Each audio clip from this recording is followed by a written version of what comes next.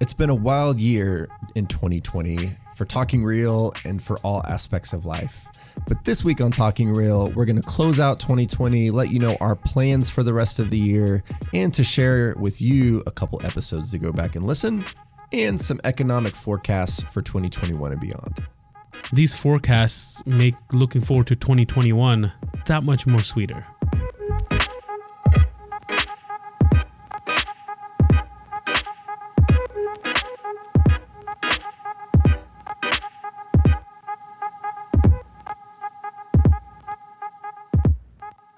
Welcome back to Talking Real, brought to you by the Oklahoma Association of Realtors. This is episode 150 of Talking Real, closing out 2020 with a milestone. And we're recording today, and it's a blizzard outside. It's the second one of the week. It's great. I mean, that puts me in a good mood. I love watching like the big chunks of snowflakes falling. It was a very pretty snow today. Absolutely. So we're closing out things.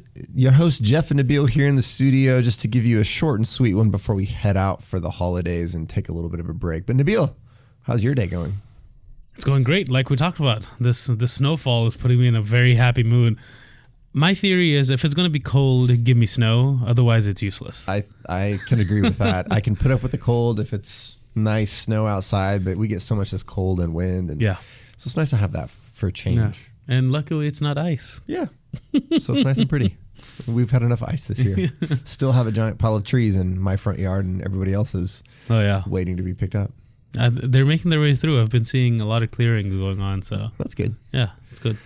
Well, here we are right before, in the midst of the holidays here. Christmas is right around the corner next week, New Year the week after that. So we are going to take a couple weeks off like we did last year, just give everybody a little bit of a break so we can hit reset and bring you some cool stuff next year in the pipeline. Real early on next year, we're actually going to have 2021 President Akshay Parekh is going to come join us, talk to us about all kinds of things, what he envisions for all realtors in 2021. So I'm excited about that. Yeah, that was going to be a great one. Yeah. We also might bring you a little bit of a recap as we come back of the year of 2020, some of our favorite moments in Talking Real and some things that we think maybe you should go check out. Yeah, that one I'm excited about because it's always fun revisiting old episodes. Yeah. And being like, oh, we did say that. Yeah. Yeah. So that's always fun. We're also this week going to bring you some economic and housing predictions. So there's basically been 20 leading economic and housing experts did some predictions on GDP growth, unemployment, housing growth, those kinds of things. And, the top 10 real estate markets, we want to share some of that information with you. Just found it kind of interesting to give you a little bit of content today. But before we get to that too, since we're taking the next 2 weeks off, Nabil, I feel like we should give our listeners maybe an episode to go back and take another listen to. Or if people have recently joined us, haven't had a chance to go back and they're like, oh my gosh, there's, 150 episodes now. What's one that I could go back and listen to? So I think over the next 2 weeks, we can give a little homework for people who still want to join in on Talking Real every week, even though we may be taking a couple weeks off, and give them an episode to listen to from each of us and maybe why they should listen. Sure, I think that's a great idea. You first. What episode do you think that people should go back and listen to if they haven't heard it yet, or if maybe they should take a second listen to? I think the one that I'm going to pick is episode 125, Escalation Clauses Revisited. Because we did an escalation clause one, I think in our first year or really quickly into our second year, and we revisited that topic. And this was interesting because there's stuff that we talked about that obviously changed, especially this year. As you saw more of that coming through on the legal line, and there was a lot of trouble being brewed up because of these escalation clauses.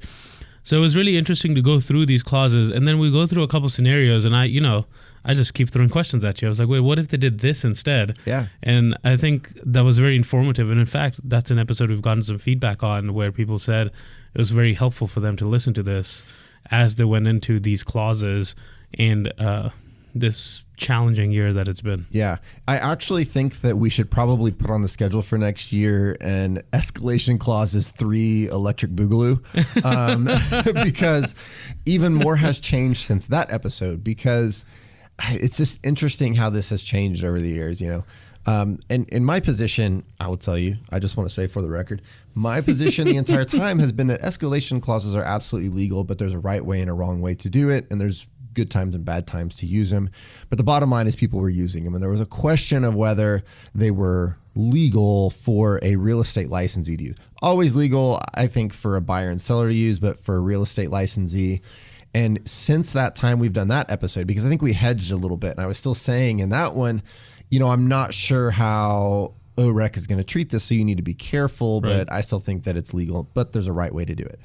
Well, since that time, coming out in January with all of the contract changes, we're actually going to see OREC release an escalation clause addendum. So OREC has essentially embraced the idea that escalation clauses exist. It's going to happen.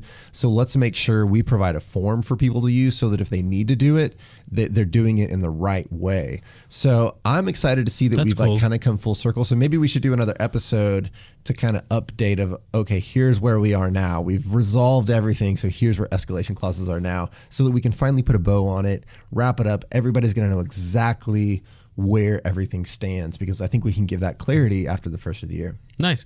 So perfect. Go listen to the episode 125. And then in January of 2021, we'll put a little bow on it and it'll be episode 150 something.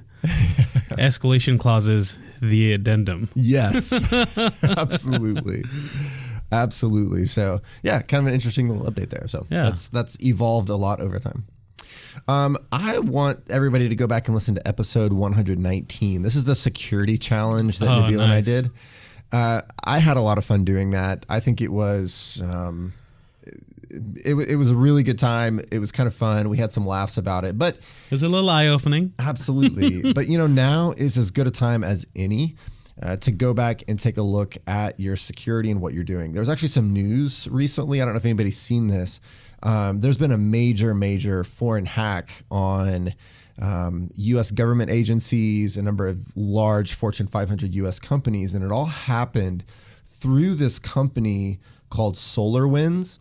And people may not realize this, but SolarWinds, they actually started in Tulsa, interestingly.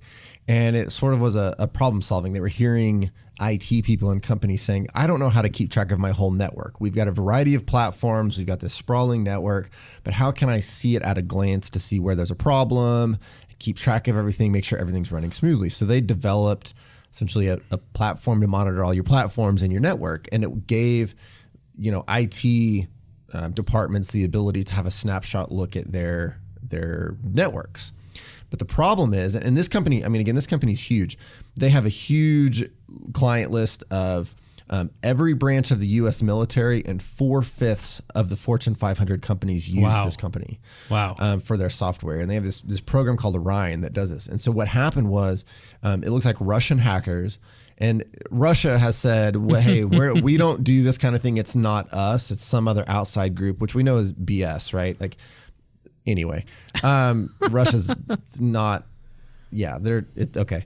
But anyway, so this Russian hacking group essentially inserted a vulnerability through this Orion program that would give them a backdoor into, again, to the networks of every branch of the U.S. military, 4/5 of Fortune 500 companies. So what does that mean? And again, this program, this Orion program that they used, essentially has super high level security access, right? Because you can limit the kind of security access that things have, but this program is designed to monitor the entire network of these companies. And it's the one doing the limiting. Yeah. So basically it has very, very high level access, which then gave Russia through these, not Russia, but Russian hackers, I'm air quoting here, access to all of this data and information in these networks. So huge deal. I think this is a very, very big deal. This is one of probably the biggest hacks that's ever occurred that we're aware of. So I say all that just because if it can happen to them, it can happen to you as well. And so now is a really good time to go back and while you've maybe got some downtime, look at your passwords. Are you using repeat passwords? Are you using a password keeper? All those kind of things we talked about in that episode. Now's a great time to do it, especially with that in the news. Take a look at that. It's kind of some interesting information that's going on there. Yeah, I'm surprised I haven't seen that news yet because it just broke within the last day or two. Oh, really? I was laying in bed this morning before getting up and saw it. So yeah, it looks like yesterday I think is when it started to break. So You have to go take a look at that. Yeah. So go back to episode 119 and take the security challenge, along with listening to episode 125, Escalation Clauses Revisited. Right. So, I mean, perfect example, too, where it wasn't their system. Like, they didn't do anything wrong. It was this platform that they were using that had a vulnerability that gave access to their system. So, just like that, something that you're using it's a chain effect, right? It's never a direct insertion into your system. It's it's usually some sort of flaw in something that you're using. Yeah. Pretty wild. It just seeps in. Yeah. Pretty wild. So check that out. And now let's talk a little bit about this economic forecast. As we're closing out 2020, moving into 2021, NAR's got this information up about some, predictions in a post-pandemic rebound. Because now we just saw yesterday the first vaccines for COVID-19 being administered in the United States being administered. Yeah. We've also just, a day or two before that saw the first ones in UK. So this is starting to ship worldwide. Also seeing that the Moderna vaccine is on the brink of being approved as well, along with the Pfizer one that's out there now. So we're starting to see this happening, right? But I was listening to the radio this morning and they were talking to truly get herd immunity with the vaccine. You got to have like 75 to 85% of people get the vaccine. It's a little bit of ways. We're a long ways away. So we're just getting started. But the forecast there is that we are at least maybe in a situation where we can start turning the corner if we start getting the vaccines out, those kinds of things. The light has appeared at the end of the tunnel. Yes. Hopefully it's not a train coming towards us. But so they've got this economic data and just wanted to kind of go through this of what cities they had the top 10 real estate markets in 2020 that would continue to be good in 21, as well as just some other more broad economic predictors as we head into 2021 and beyond. So yeah, let's do this. This is one of our other favorite topics is numbers. Absolutely. We love statistics. Yeah. And so I guess what we're kind of looking at here is these experts are looking at a rebound as we move on from the pandemic, which is pretty obvious. Like that seems like that would make sense. Improving job conditions and stable interest rates as we move on. And so we're going to cover some of these ideas and predictions that they had. And the first one was that they have a expectation of gross domestic product to grow 3.5 in 2021 and 3% in 2022, which I think is just sort of a standard increase. Right. So that's sort of kind of par for what we would expect, which I think is good news. Obviously, if there's a huge drastic change one way or the other, that could be problematic, but seems in line with what you might expect. Yeah. And then the other thing was unemployment. Yeah. Right. I mean, we're seeing ridiculous numbers right now, but next year they're predicting an unemployment rate of 6.2% with a further decline in 2022 to 5%. Yeah. And that makes sense as the economy recovers, as more jobs are created again, as some of those small businesses rebound, more jobs will open up and unemployment will keep going down. Yeah, absolutely. We saw some pretty astonishing highs this year. Started to recover very quickly. I don't know where we're at right now in terms of unemployment, but certainly much lower than we were back in April and May and so forth. Right. So that's good news. See that continue to drop. I looked at the annual 30-year fixed mortgage rates, and they're expecting that to be 3.0% to 3.25% for 2021 and 2022. So still seeing that like right around 3 to 3.25% over the next couple of years. So that's great for home buying. It lets people borrow super cheap, get more bang for their buck and pay less in interest and get more principal so that they can buy those houses. I think that's fantastic. Super affordable. Yeah. So we like those low interest rates. Yep. Indeed we do. The annual median home prices, this number seemed a little large to me. I don't know, just compared to all the other ones. Right. They're expecting median home prices to increase by 8% next year. Yeah. Which is a significant amount, I feel. And I'm sure this is market related and market based and all that stuff. And then again in 2022 by 5.5%. So I feel like that's building a lot of value into homes. Absolutely. Yeah. 8% next year seems pretty high. I forget what I saw some numbers. It's been a couple of weeks of this year and it was incredibly high.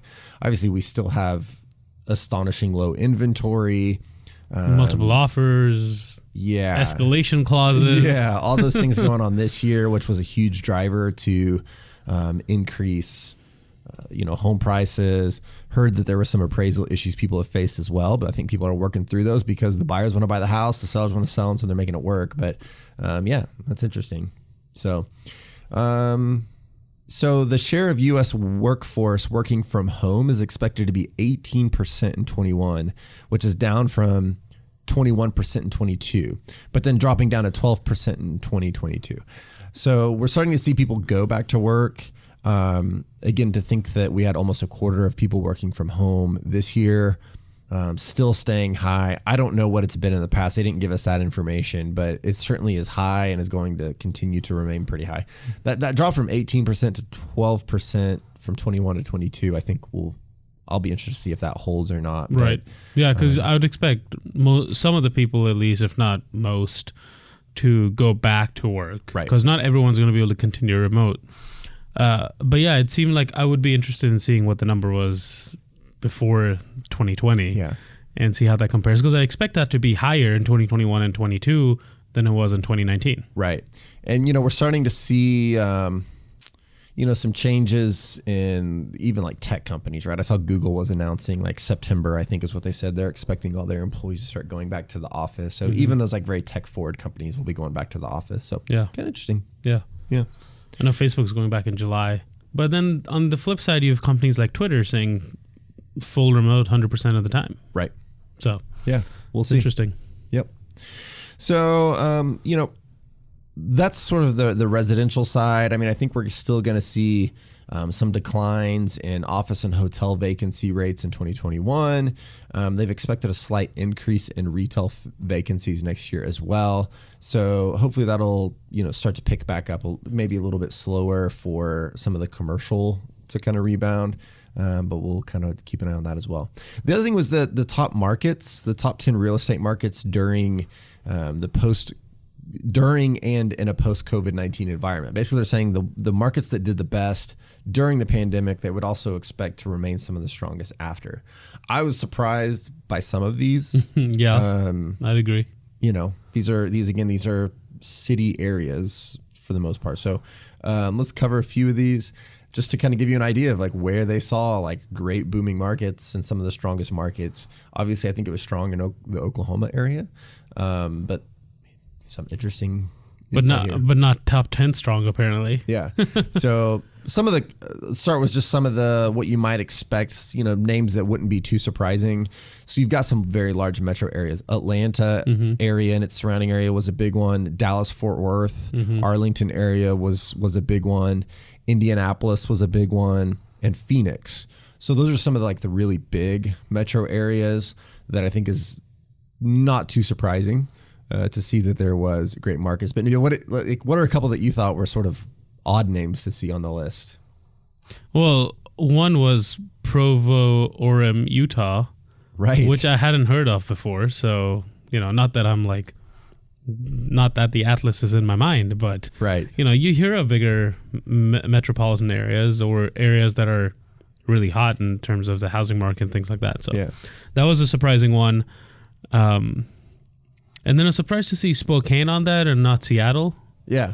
Just because I'm more familiar with Seattle, I suppose. But so I'm actually not really geographically that familiar. So is that like a suburb of Seattle or? No, I think it's like a Tulsa to the Oklahoma City. Interesting. It's an hour and a half or 2 hours away, I think. Okay. I wonder if it's quite a bit. If it's smaller or similar size. There's been talk of people leaving metro areas, during the pandemic, like New York City, those kind of people getting out. So I was wondering if that was maybe people getting out of Seattle. I know Seattle was one of the early hits where the pandemic really started to take off first. So, so I was quite incorrect with my timing. It's 4 hours away. Oh, 4 hours away. Yeah. Interesting. So it is definitely another city. There you go. So rounding out the list, we have Madison, Wisconsin, Des Moines, Iowa, Boise City, Idaho. I get confused because we've got Boise City and up in the Panhandle and then Boise. City, Idaho. So interesting. I just kind of wanted to share that with you. Some interesting market data that we saw there.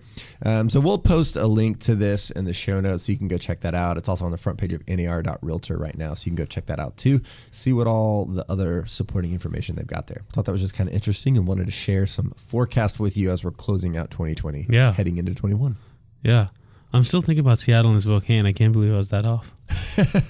You'd be forgiven. It's half a country away. Well, also, I don't know why Washington State didn't seem wide enough to warrant a 5-hour drive across it. Right. I don't know. Yeah. Still think about it. Yeah. You talk about surprises. There it is. There you go. I've never been there, so I don't know. Put it on the list. I'll go make the drive. Say how it is.